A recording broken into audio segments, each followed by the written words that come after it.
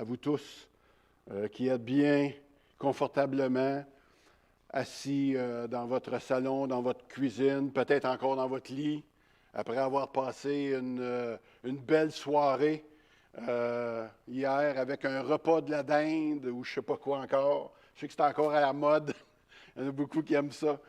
Et je voudrais vous souhaiter à vous tous une bonne action de grâce, comme on l'a mentionné, comme on l'a chanté. C'est toujours une grande bénédiction d'assister directement à l'enregistrement ce matin parce que, à cause de la louange, écoutez, quand on est ici, ça nous amène vraiment, et j'espère que c'est pareil pour vous à la maison, quoique c'est jamais comme quand c'est live, hein? C'est bien sûr. Enfin, je voudrais, eh bien, ce matin, oups, on n'est pas encore rendu là. Nous y voilà. Merci, mon amour. Alors, ce matin, on m'a demandé de présenter l'Épître aux Colossiens que nous étudierons pendant les prochaines semaines. Depuis quelque temps déjà, nous avons travaillé ensemble pour diviser le texte en sections et pour en faire ressortir le thème que vous voyez présentement à l'écran, une vie nouvelle enracinée en Jésus-Christ. Donc, la prochaine fois, chaque prédicateur qui va se présenter va vous enseigner, va vous exposer une partie de la lettre aux Colossiens. Pourquoi nous avons choisi cette épître? Eh bien, c'est d'abord parce que c'est le verset clé de notre vision qui s'y trouve dans le chapitre 2, versets 6 et 7, et auquel aussi le Saint-Esprit semble nous avoir dirigés pour étoffer justement cette nouvelle vision de l'Église locale. En parlant de l'Église locale, j'espère que vous êtes en train de lire présentement ce petit livre bleu de « Être membre d'une Église locale » de Jonathan Leeman. On est déjà rendu au chapitre 5, si ma mémoire est bonne. Et c'est vraiment un petit livre qui est, je pourrais dire, qui nous introduit bien dans ce que c'est être une Église. Parce que l'apôtre Paul lui-même, qui est l'auteur de cette épître, l'apôtre Paul a justement écrit cette lettre-là parce qu'il y avait à cœur les membres de l'Église, naturellement. Et parce que l'Église, c'est la prunelle des yeux de Christ, dont lui-même est la tête. C'est aussi une petite épître dans laquelle se cachent des grands trésors, dont le plus grand de tous, c'est la suprématie de Jésus-Christ. Dieu, Christ, est au-dessus de tout. C'est lui qui va être le sujet principal de tous nos messages. Puis là, il dit, on va parler juste de Dieu. On va parler de nous aussi au travers de cela. On ne sera pas en marge parce que c'est un épître qui reste d'actualité pour nous aujourd'hui en 2020. Ce matin, je souhaite juste que mon introduction ne soit pas trop plate, pas trop longue et qu'elle va vous mettre en appétit pour que tu aies le goût de lire régulièrement cette épître-là. C'est une chose que j'ai faite avec quelques-uns des personnes. L'année passée, je pense qu'on l'a lu pendant 3 ou 4 mois de temps sur une base régulière, presque à tous les jours. Et ça produit un fruit dans nos vies. Il y a quelque chose qui se passe lorsque on décide de trouver la richesse et la profondeur d'un livre comme ça. Et j'espère que ça va nous enraciner justement dans cette vie nouvelle en Christ. Et j'aimerais vraiment que, et j'espère, je souhaite, je prie que cette épître te soit utile aussi pour toi dans ta vie, pour grandir, pour apporter les changements que tu désires. En discutant avec pasteur Jonf, Daniel, j'ai réalisé comment l'Esprit de Dieu, par l'intermédiaire de l'apôtre Paul, était pertinent pour présenter l'Évangile au travers Colossiens. Ça, c'est une chose que pour moi, que j'ai découvert en parlant avec Daniel. Puis juste pour vous en donner un exemple, pour ceux qui ne le savent pas, les Colossiens misaient beaucoup sur les sciences pour définir les choses un peu comme aujourd'hui. On va prendre les sciences pour essayer de de découvrir de plus en plus de choses. En fait, les philosophes de l'endroit arrivaient à expliquer par les nombres et les mathématiques les éléments primaires de l'univers et du cosmos. Et aussi, ils combinaient tout cela pour créer le cosmos, la ville et puis les maisons. Et je suis resté vraiment surpris de cela. Et Paul va reprendre chacun de ces sujets-là pour les ramener à la suprématie de Jésus. Ce ne sont pas les nombres qui mènent le monde, ni les astres, pour ceux qui croiraient encore à l'horoscope, vous dit que ce n'est pas tout à fait ça qui va dominer, ni les philosophies ou les anges, mais Jésus. C'est pourquoi on lit dans le chapitre 1, déjà le verset 15, ça dit « Le Fils est l'image de Dieu, du Dieu invisible. Le premier-né de toute la création. » Verset 16. « En effet, c'est en lui que tout a été créé, dans le ciel et sur la terre, le visible et l'invisible, trône, souveraineté, domination, autorité, tout a été créé par lui et pour lui. » Frères et sœurs, le bon ordre du monde, comme celui de la ville, de la famille, ne dépend pas de la science ou des savants calculs, mais de la parole de Dieu, qui nous instruit sur la manière de vivre nos relations entre mari et femme, entre parents et enfants, entre employeurs ou employés. Ici, on peut même parler de maître-esclave, sachant comme Paul qui nous dit au chapitre 4 que nous avons tous un seul maître, et c'est Jésus-Christ. Donc, j'aimerais ce matin, pour débuter et pour continuer, vous situer un petit peu cette petite bourgade de Colosse. J'ai oublié mon petit truc, mais vous allez voir Colosse à votre droite, complètement en bas de votre écran. Vous allez voir cette petite ville entourée de Laodicée et de Hiérapolis. Ce sont des villes qui sont situées dans la province de Phrygie. C'est là qu'on a inventé les frigidaires. Non, pas tout à fait. Alors, et c'est sous le nom de l'Asie mineure. Je m'en suis trouvé une bonne, là. Alors, ça se passe dans la vallée du Lycus, qui est aujourd'hui appelée la Turquie, que vous connaissez. Donc, elle n'était plus la grande ville qu'elle a déjà été. Depuis l'expansion et l'essor des deux autres villes, Laodicée et Hiérapolis, ont pris de l'expansion pendant qu'elle est restée peut-être un petit peu plus petite. Et c'est en majorité des païens qui vivaient là et quelques Juifs aussi qui étaient immigrés de Mésopotamie, qui venaient faire l'élevage des moutons et puis produire la laine. Donc, la ville de Colosse, c'est un endroit où ce qu'on pouvait retrouver des industries de laine.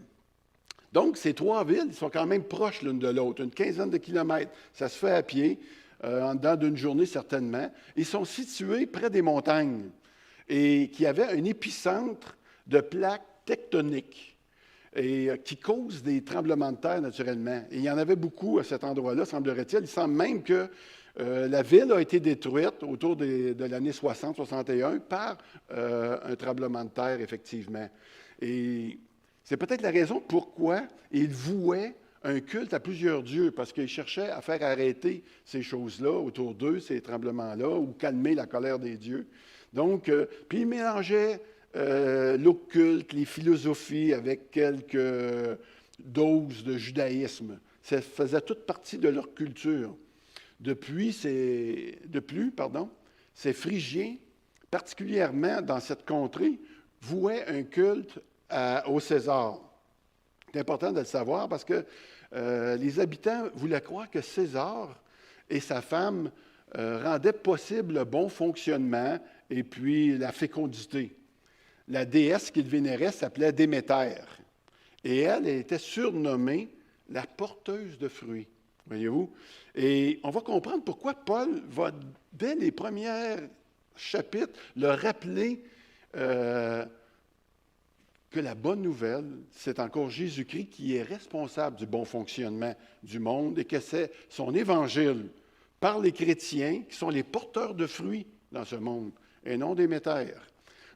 Les persécutions des chrétiens à cette époque-là, ça ne venait pas du fait, puis des fois on peut penser ça, que ça vient du fait que les gens croyaient en Jésus. Tu avais le droit de croire au Dieu que tu voulais. Il y avait une grande liberté de croire au Dieu que tu voulais. Où ce que ça ne passait pas, c'est qu'il ne fallait pas que ça soit juste ce Dieu-là. Jésus seul peut sauver et Jésus seul peut être ton Seigneur. Et c'est ce discours-là des chrétiens qui ne passait pas puis qui rendait la chose non politiquement correcte. César n'aimait pas ça. Donc, dans ces temps-là, comme nous aujourd'hui, c'était pas tellement winner d'être un chrétien. Et cela pouvait être facile de dévier de cet évangile pour, on va dire, éviter le trouble. Alors, j'aimerais qu'on puisse comprendre comment cette lettre-là a été écrite et pourquoi elle l'a été. Laissez-moi vous raconter une petite histoire ce matin. Il était une fois, approximativement 20 ans après la résurrection de Jésus-Christ, vers l'an 54, un homme a quitté Antioche. Il a monté vers Tarse. Il est allé à Derbe, traversé les montagnes. Il est arrivé à Colosse, mais il a continué tout droit jusqu'à Éphèse. Et puis, il est resté là-bas pendant 2 ans et demi. Il faisait la formation de disciples et il fabriquait des tentes pour vivre naturellement. Et Dieu faisait par lui des miracles extraordinaires. Vous avez sans doute deviné de qui je parle ce matin. De l'apôtre Paul, exactement. Donc, ce Paul voyait des personnes venir l'écouter de toutes les régions. Un jour, un homme appelé Épaphras, je ne sais pas s'il y en a parmi vous, un résident de Colosse, a parcouru 150 kilomètres. Alors, c'est quand même un bon petit voyage ici, surtout à pied. Jusqu'à Éphèse. Il a entendu l'enseignement de cet homme puis s'est converti. Il y avait aussi dans cette région-là de Colosse une autre famille, un homme qui s'appelait Philémon, qui était quand même un riche commerçant, avec sa femme Appia, je ne sais pas s'il y en a parmi vous, et Archippe, leur fils. Alors, petit Archippe avec maman Appia et Philémon, sont venus entendre le témoignage de Paul et eux aussi se sont convertis. Donc, si vous avez un nom bizarre, ça veut dire que vous pouvez vous convertir aussi. Hein? Éventuellement, ils sont repartis chez eux à Colosse et ils auraient fondé l'Église à ce moment-là. Donc, ce n'est pas l'apôtre Paul qui a fondé cette Église, mais c'est ce petit groupe de disciples. Philémon a probablement mis sa maison à la disposition du groupe.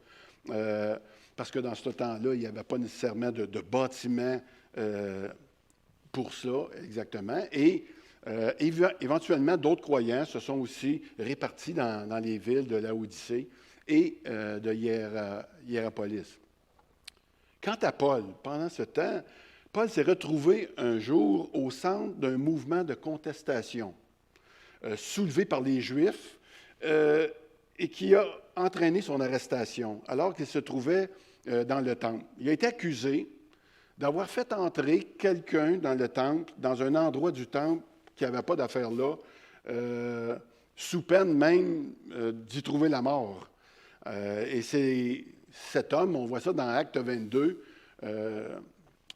s'appelait Trophime. Trophime d'Éphèse. Ça aussi, je ne sais pas s'il y en a parmi vous qui s'appelle Trophime. Donc, il s'est fait arrêter et il a été envoyé à Césarée.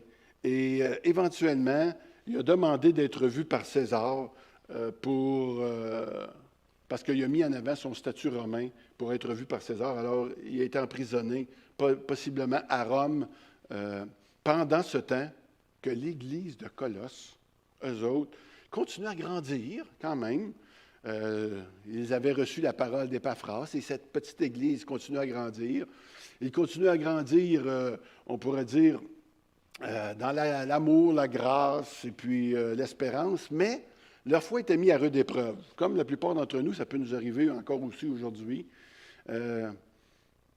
Ils subissaient plus spécifiquement un enseignement erroné et ces personnes prétendaient détenir un savoir supérieur à celui des apôtres et voulaient leur faire croire qu'une personne peut être sauvée et vraiment heureuse que si elle est initiée à des mystères plus profonds de leur culte. Là. Ils essayaient d'ajouter quelques intermédiaires entre Jésus et Dieu. Et ils avaient toutes les cérémonies qu'ils voulaient voir mettre en action, la circoncision, la cérémonie des fêtes. Il y avait dans ça aussi là, un culte aux anges qui était là. C'était rempli de mysticisme qui existait à ce moment-là. Et même certains d'entre eux nièrent la véritable humanité de Jésus-Christ. C'est pour ça que Paul va parler dans sa lettre de mystère. Il va parler de connaissance, de sagesse. Il va parler d'intelligence. Il va vouloir leur dire que Christ, Jésus, est supérieur à tout cela. Et voyez-vous, Paul, ce que j'ai trouvé étonnant en lisant cette lettre déjà, c'est comment il est pertinent pour présenter l'Évangile, pour amener. Je rencontre souvent plusieurs personnes, et puis quand on parle d'action de grâce, j'aimerais rendre grâce aussi à Dieu de quelle manière le Seigneur a aidé beaucoup de couples, a aidé beaucoup de personnes qui ont vécu des moments difficiles, qui ont eu besoin d'avoir des suivis, qui ont eu besoin de rencontrer des personnes qui connaissaient les Écritures et qui ont pu être guidées au travers d'elles pour faire un changement dans leur vie. Parce que l'Évangile, ça fonctionne. Vous allez voir, on va en reparler certainement. J'aimerais vous parler un petit peu aussi de l'auteur. Oups, ici, la photo était plus belle dans mon écran. Je vous rappelle que Paul s'appelait aussi Saul, de son nom juif. Paul était un homme zélé de la secte des pharisiens. Écoutez bien ceci. On dit de lui qu'il était, dans les Écritures, qu'il était irréprochable par rapport à la loi. C'est une personne qui respectait la loi d'une manière impeccable. Et ce n'est pas pour rien qu'il faisait la guerre aux chrétiens. Paul, pensez-y, c'était un homme qui respectait la loi en tout point. Et le christianisme disait que personne ne pouvait devenir juste par la loi. Et c'est d'ailleurs ce que Paul faisait. C'est pour ça qu'il lui faisait la guerre. Et Paul, qui faisait tous les efforts pour arriver à être juste devant Dieu, et ils entendaient des choses comme « Sans Christ, vous ne pouvez rien faire. La loi ne sert à rien pour vous justifier devant Dieu. » En fait, ce Saul ne comprenait pas que Dieu avait institué la loi pour qu'elle nous permette de voir que personne ne pouvait être sauvé par elle. Mais si quelqu'un pouvait dire qu'il n'avait pas péché, même comme Paul, son état premier, avant tout, c'était d'être un pécheur. Avant même d'avoir péché, nous sommes des pécheurs. Il y a quelque chose au fond de notre cœur qui n'est pas aussi bon qu'on le laisse croire, voyez-vous. Même si quelqu'un peut dire qu'il n'a jamais commis l'adultère, par exemple, les chances qu'il n'y ait jamais pensé un petit peu, ça peut dire, oui, c'est vrai que je ne l'ai jamais fait, mais dans le fond, je lutte contre ça pour une raison ou pour une autre, ou d'autres choses. Ce qui fait en sorte qu'on réalise que le cœur de l'homme, comme Jérémie le dit, est tortueux par-dessus tout, il est même incurable. Ça, c'est le cœur de l'homme. Donc, lorsque Saul a rencontré sur le chemin de Damas Dieu, ses yeux se sont ouverts et son cœur a été changé. Il a vu il a vu que tous, on est pécheurs puis qu'on est privés de la gloire de Dieu. Même les plus pharisiens des plus pharisiens, aussi bons qu'on puisse être. Il a réalisé que nul ne pouvait être justifié par les œuvres de la loi. Il a vu tout le bien qu'il pensait faire comme de la boîte. C'est un mot français, je pense, ou de la boue. Mais il y a une lutte intérieure dans notre cœur. Et la loi nous aide à faire ce constat. Une fois qu'on est conduit à Jésus-Christ, la loi va demeurer utile dans notre marche de sanctification, mais pas pour devenir saint ou sanctifié. Juste avant d'accepter le Seigneur, dans ma vie, j'ai eu la conviction profonde que mon cœur était mauvais. Pourtant, je faisais partie des bons. Hein? Vous savez, je travaillais au pénitencier, puis ceux que je gardais, bien, c'est eux autres les mauvais. C'est sûr, eux autres, ils ont désobéi carrément à la loi comme tel. Moi, j'étais un père de famille, un bon mari, Je gagnais ma vie honorablement. Puis un jour, pas sur le chemin de Damas, mais sur le chemin de Cowansville, ici, entre Granby et Cowansville, sur la route 139, Dieu m'a ouvert les yeux et sur mon cœur. Et puis là, j'ai vu que j'avais un cœur coupable. Et bien que personne ne me voyait, moi, pour la première fois de ma vie, je me suis vu et j'ai vu que j'étais un pécheur. Vous savez, on peut se raconter des histoires, hein, en se faisant des accroires des fois. En respectant des règles ou la loi, on peut se sentir de bons croyants, si on veut. Mais les chrétiens de l'époque voulaient respecter les sabbats, les règles alimentaires, certaines fêtes, pour chercher l'approbation de Dieu. C'est pour ça qu'ils voulaient faire ces choses-là. Aujourd'hui, je me demande si en 2020, est-ce qu'il y a des choses qu'on fait pour chercher à être approuvé de Dieu, pour essayer de se convaincre qu'on est des véritables croyants, contribuer à l'offrande, jeûner, prier, lire sa Bible, assister au culte. Ce sont tous des choses très utiles à la vie chrétienne. Mais si on les fait pour être approuvé de Dieu, pour être reçu par Dieu, pour être plus aimé de Dieu, on les fait inutilement. Ces choses-là, ce ne sont pas des choses qu'on fait pour aller chercher l'approbation, mais parce que notre cœur a été converti et qu'on a besoin on sent le besoin en nous de les faire pour s'approcher de Jésus-Christ. C'est pour cela que les Colossiens, que l'Épître aux Colossiens va être aussi utile. Elle va nous aider à développer, si vous voulez, nos racines dans tous les aspects de notre vie. Et puis là, on va en avoir quelques-unes. Qu'est-ce que Colossiens va faire avec nous? Elle va t'enraciner dans les questions soulevées par la science. Le verset ici, c'est dans Colossiens 1,16. En effet, c'est en lui que tout a été créé dans le ciel et sur la terre, le visible et l'invisible, trône, souveraineté, domination, autorité. Tout a été créé par lui et pour lui. Il existe avant toute chose et tout subsiste en lui. Un jour, Dieu a eu besoin qu'on découvre l'imprimerie parce que ça allait être salutaire pour répandre sa parole, qui, à cette époque-là, était en grand danger parce qu'on détruisait tout ce qui pouvait exister en tant que Bible. Et Dieu a pris soin de sa parole en permettant la découverte de l'imprimerie. Dieu avait donc un plan derrière la tête en permettant cette découverte. Vous êtes d'accord avec moi sur cela? Aujourd'hui, pourquoi je vous raconte ça? Parce qu'aujourd'hui, les technologies prolifèrent à grandeur dans notre siècle. C'est même le siècle où 95% de tous les scientifiques qui ont jamais existé sur Terre vivent à notre époque. Donc, toutes les sciences, la microbiologie, l'astrophysique, la technologie de pointe, la médecine, tout cela, c'est là présentement. Et puis pourquoi que c'est là? Parce que la science soulève des questions par rapport à Dieu.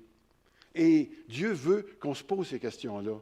Dieu veut qu'on se remette en question. Dieu veut qu'on réfléchisse à ce qui se passe autour de nous. Même si la plupart de ces sciences-là soulèvent des questions, cherchent des explications plutôt, sans y intégrer Dieu comme tel. Comme le Big Bang, par exemple. C'est une réponse de la science sur notre origine, mais pour éviter l'aspect de Adam et Ève, la création d'Adam et Ève. Ce n'est pas d'aujourd'hui que la science cherche à remplacer Dieu. L'homme se demande encore si Dieu, c'est lui qui a créé, si Dieu n'a pas été créé par l'homme, ou bien si c'est Dieu qui a vraiment créé l'univers et l'homme y compris. Est-ce que l'univers est le fruit de l'évolution ou a-t-il été créé? Est-ce qu'il y a vraiment un monde invisible ou doit-on se fier à ce qu'on voit seulement? Et ici, je ne parle pas des ovnis, là, mais bien des créatures célestes. Jusqu'à quel point ça existe? L'Épître aux Colossiens répond à toutes ces questions-là. Et juste dans le texte qu'on vient de lire, on en voit une bonne idée. Deuxième point, le Colossien va nous enraciner, va t'enraciner face à l'œcuménisme. Le texte ici, c'est dans Colossiens 1, 18 et 20. Il est lui-même la tête de son corps qui est l'Église. Ce Fils est le commencement, le premier-né de tous ceux qui sont morts, afin qu'en toute chose, il ait le premier rang. Et c'est par lui qu'il a voulu réconcilier avec lui-même l'univers tout entier. On vit dans une époque, frères et sœurs, qui cherche à unir, on pourrait dire, toutes les religions, ou dire que toutes les religions sont bonnes parce que chacune d'elles veut faire le bien autour d'eux. Ils veulent faire du bien aux autres. C'est pourquoi ils cherchent à unifier les catholiques, les protestants. On va tous se mettre ensemble, les évangéliques, les hindouistes, puis les bouddhistes, puis envoyer. Si c'était vrai, il y aurait plusieurs églises avec plusieurs têtes ou pas de tête du tout, avec toute une gang qui s'en irait un petit peu n'importe comment. Alors que Colossiens nous dit que Christ est la tête du corps de l'Église. Ce n'est pas Mahomet, ce n'est pas Joseph Smith avec les Mormons, ce n'est pas Bouddha non plus, c'est Jésus-Christ. Nous vivons dans un monde aujourd'hui où tout est relatif. Vous êtes d'accord avec moi? Il y a une multiplicité de croyances, et puis vous avez juste à faire votre choix, puis si vous n'en trouvez pas, bien, vous avez juste à vous en fabriquer une, puis ça va passer sans problème. Tu sais, vous pouvez composer votre propre religion à la carte. C'est ce qu'on appelle aujourd'hui le pluralisme religieux. Alors qu'il n'y a plus d'absolu, tout est relatif. Proclamer qu'une religion est meilleure qu'une autre, ça passe pour du fanatisme et puis de l'intolérance aujourd'hui. D'autres vont dire que toutes les religions sont mauvaises parce qu'elles sont à l'origine de bien des guerres. Donc, la seule religion possible devient la sécularisation, c'est-à-dire enlever Dieu de toute équation. Pour régler le problème, on met Dieu en dehors de tout. Fait que là, on dit, oh, il n'y aura plus de guerre, on va régler l'affaire. On a réduit Dieu aujourd'hui, dans bien des cas, au rang d'une béquille pour les démunis. Moi, quand je présente l'encre à des professionnels, ils me disent toujours, « Ah, ben ça va être bon, au moins ça va les aider là, à lâcher la drogue. » Puis parce qu'on voit Dieu aujourd'hui comme quelqu'un qui peut t'aider là, à te débarrasser des gros problèmes de la vie comme telle. C'est comme si Dieu est venu juste pour les démunis, les drogués, puis les finis de la vie. Là, tu sais. Oui, mais il est beaucoup plus que ça. L'Épître aux Colossiens présente la perspective d'une seule vraie Église, dont Christ est la tête, et qui opère grâce à un corps visible d'hommes et de femmes, comme nous, qui sont nés de nouveau, et par l'Esprit en plus. L'Esprit vient habiter dans ceux qui reçoivent Jésus-Christ. Dieu est toujours vivant aujourd'hui. Il continue de vouloir réconcilier le monde tout entier avec lui-même. Un autre point, les Colossiens vont nous enraciner face aux problèmes de rébellion à l'autorité. Verset 9, ici, du chapitre 2. Car c'est en lui, c'est dans son corps qu'habite toute la plénitude de ce qui est en Dieu. Et par votre union avec lui, vous êtes pleinement comblés, car il est le chef de toute autorité et de toute puissance. Il a ainsi, verset 15, il n'est pas ici, il a ainsi dépouillé les dominations, les autorités, il les a données publiquement en spectacle en triomphant d'elles sur la croix. Ça, ce sont des passages qui vont être très intéressants à regarder ensemble lorsqu'on va y arriver là. À notre époque, vous savez, se démarque par une rébellion de toute forme d'autorité.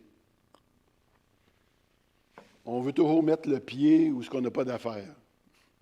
On voit souvent un manque de respect, que ce soit dans les enfants qui sont de plus en plus rebelles, on pourrait dire à leurs parents. De plus en plus, les professeurs ont de la misère à mettre de la discipline, peut-être, dans les classes.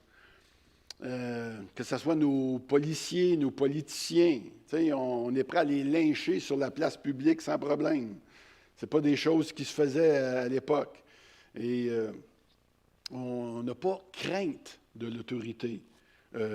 Dans le temps, on pouvait craindre l'autorité humaine, puis même l'autorité divine, puis c'est ce qui nous gardait certaines balises, on peut dire. Mais aujourd'hui, on ne les a plus, ces balises-là. Puis les hérétiques, si on peut dire, dans le temps de Colosse, niaient l'humanité en plus et la déité, c'est-à-dire ils niaient que Jésus était Dieu. Donc, ils n'avaient pas cette autorité-là. Ils se voyaient comme un peu au-dessus de ça. À la limite, ils pouvaient le voir peut-être comme un ange ou comme un ange qui pouvait les conduire peut-être à Dieu. Mais Paul va remettre les pendules à l'heure par rapport à cette déclaration-là. Et comme on vient de le voir, il va manifester que Jésus était 100% homme, juste dans ce verset-là, 100% Dieu. Dieu incarné, Dieu est incarné, dans lequel se concentre toute la plénitude de la divinité. Juste ce verset-là, ça montre que Dieu est 100% homme, 100% Dieu. Et donc, il a toute autorité. En tant qu'enfant de Dieu, nous avons une autorité qui est au-dessus de toute autorité. Vous savez, moi, tout le temps que j'ai pu travailler, depuis que je suis croyant, j'ai travaillé pour le gouvernement, mais mon autorité, c'était encore Christ qui était au-dessus de moi. C'est lui qui avait une vue sur moi. Si vous êtes un étudiant, ce n'est pas encore vos professeurs ou vos directeurs d'école qui sont votre autorité première, mais c'est Dieu qui continue à vous voir pendant vos examens, pendant que vous faites l'école buissonnaire. Je ne sais pas. C'est Dieu qui nous voit. T'sais? Et oui, nous devons respect aux autorités, on pourrait dire secondaires dans ce sens-là. Colossiens va aussi nous enraciner dans la vraie vie. Il nous a réconciliés par sa mort dans le corps de sa chair pour vous faire paraître devant lui saint, sans défaut et sans reproche. Bien, ça, c'est ce que vous voyez de moi présentement. Quand je suis devant vous, je suis saint, sans défaut et sans reproche. Mais après ça, c'est une autre histoire, hein, ma belle Mona. Alors, Colossiens t'aide à résoudre les casse-têtes de ta vie. Elle t'enracine dans la vraie vie. Le fait de connaître Christ va donner de la stabilité à ta vie. Il va te rendre reconnaissant. On a parlé de ça tantôt. Et on a vu, quand Marc-Olivier nous a lu, ce qu'il nous a lu tantôt, comment ça peut être bienfaisant d'être reconnaissant. Ça va nous enraciner, ça va nous affermir. Si tu te donnes la peine, pendant les prochaines semaines, de méditer les textes de cette épître, je pense que ça peut faire une différence dans nos vies. Christ peut changer ta vie. Il peut te procurer la joie, il peut te procurer la paix, te donner un véritable sens à ta vie. Puis ça, je parle de ça aux croyants aujourd'hui. Si tu ne crois pas encore au Seigneur, eh bien, c'est quelque chose que je t'invite à faire, effectivement. À prendre les Écritures de plus en plus au sérieux. Un jour, j'ai eu à travailler avec un homme qui a passé beaucoup de temps en Inde et qui ne jurait que par le bouddhisme et la méditation transcendantale. Il me disait comment ça lui avait procuré une paix, puis que ça l'avait aidé à diminuer son anxiété, et puis comment ça calmait son âme. Mais tout en me racontant l'histoire, je me rends compte que cet homme-là s'était divorcé même plus qu'une fois, que ses enfants ne lui parlaient plus, qu'il avait même attenté à ses jours, déjà dans le passé, et puis qu'il avait de la misère à garder un emploi, et que sa vie n'avait pas beaucoup de sens. Mais, quand il faisait Aum, eh bien là, il y avait une paix. Et bien oui, ça pouvait descendre son anxiété, je suis d'accord, mais ça ne l'a jamais aidé au niveau de ses relations. Ça ne l'a jamais donné une direction concrète, je pourrais dire, au niveau des relations. C'est ce que Colossiens peut nous aider à faire. Lorsque nous allons vivre Colossiens sous le regard de Dieu, eh bien, ça va nous amener justement à nous procurer cette paix, cette joie, ce bonheur, malgré les difficultés qu'on peut amener. Ça ne sera pas le nirvana, comme on peut penser, mais ça donne un sens à notre vie, le sens à notre vie, et un but avec beaucoup d'espoir. Colossiens t'enracine dans la relation avec les autres. Ça dit ici, ainsi donc, en tant qu'être choisi par Dieu. C'est bon, hein? Saints et bien-aimés, nous sommes des choisis. Le Seigneur nous a choisis. Il nous a revêtis de sentiments, de compassion, de bonté, d'humilité, de douceur et de patience. Il y aura beaucoup à dire là-dessus. On ne cherche pas dans nos rapports, on se cherche plutôt dans nos rapports mutuels parce qu'on ne sait pas comment agir entre conjoints, avec nos enfants, l'employeur. L'éthique chrétienne, ce n'est pas juste de ne pas faire le mal ou de restreindre le mal, mais c'est beaucoup plus que ça. Puis quand on va regarder les chapitres 3 et 4 du livre de Colossiens, on va pouvoir regarder de mieux en mieux les attitudes que l'on doit refléter dans la présence du Seigneur. Je n'en parlerai pas plus que ça. Et Colossiens t'enracine aussi dans une sécurité face à la fin du monde. Ça nous dit ici, dans le verset que j'ai choisi, dans Colossiens 3, les versets 2 à 4, il dit « Pensez à ce qui est en haut et non à ce qui est sur la terre, car vous êtes morts et votre vie est cachée avec le Christ en Dieu. Quand le Christ, votre vie, paraîtra, alors vous paraîtrez aussi avec lui dans la gloire. » J'ai entendu les nouvelles. Présentement, vous savez que les gens craignent la guerre. Ils craignent, aux États-Unis, ils craignent même une autre guerre civile à cause de la campagne électorale qui est en train de se passer. Ils se demandent qu'est-ce qui va arriver.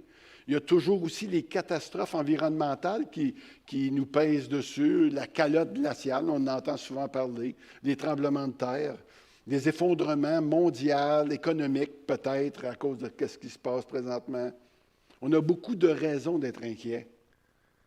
Mais le monde est en panique, mais ce qui devrait nous inquiéter plus, c'est le retour de Jésus. Si on est des croyants, ça ne nous inquiète pas parce qu'on le sait que c'est là la fin de notre ère va arriver, c'est lorsque Christ va revenir. Et si vous n'êtes pas encore mort lorsque Christ va revenir, vous êtes dans le trouble. Parce que le verset qui vient de dire, il dit « Car vous êtes mort ». C'est un présent. Si vous n'êtes pas mort, vous êtes dans le trouble. Si vous êtes déjà mort, c'est que vous avez donné votre vie en fonction que vous êtes reconnu pécheur, vous avez donné votre vie à Jésus-Christ. Et là, lorsque ça fait, l'Esprit Saint vient en vous et vous mourrez. La Bible dit, nous sommes morts à nous-mêmes. C'est Christ qui vit en nous, dans Galates. C'est la vie de Christ qui est en nous maintenant. Et c'est pour ça que quand Christ revient, si on est déjà mort, on va paraître avec lui dans sa gloire. Wow! Quel héritage, n'est-ce pas? Et on sait qu'il va y arriver aussi un enlèvement de l'Église. On voit ça dans 1 Thessaloniciens 4, verset 16. Christ viendra personnellement dans les airs chercher ceux qui sont morts. On pourrait le dire de même. Et ceux qui sont déjà morts vont ressusciter avec lui, puis les autres vont s'envoler dans le ciel avec le Seigneur. Quelle joie! C'est la parole de Dieu. Je sais que si c'est la première fois que tu entends un message biblique ou un message chrétien et que tu entends ces paroles-là aujourd'hui, ça peut t'embêter, mais 1 Thessaloniciens 4 et versets 16 et 18. Dieu va revêtir chacun de nous en plus d'un corps glorieux, identique à celui que Christ a été revêtu. Et cela pour l'éternité. Wow! Quelle espérance nous avons! En conclusion, ce matin, on termine. Si vous êtes encore avec moi, je vous remercie beaucoup de votre patience dans l'introduction de ce livre. En lisant Colossiens, on a découvert quoi?